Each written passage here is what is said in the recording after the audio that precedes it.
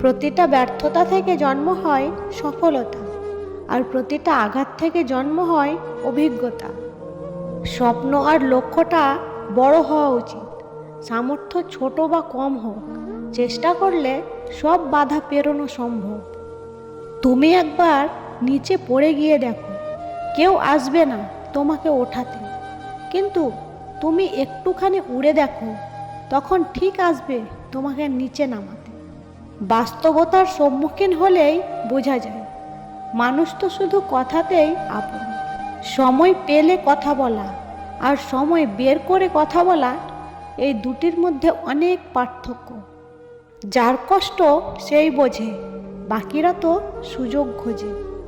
জীবনে তো অনেকজন আসে, কেউ আসে স্বার্থের জন্য, কেউ আসে সময় পার করার জন্য, কেউ আসে জীবনকে ধ্বংস করার জন্য, আবার কেউ আসে সারা জীবন আপন করার জন্য।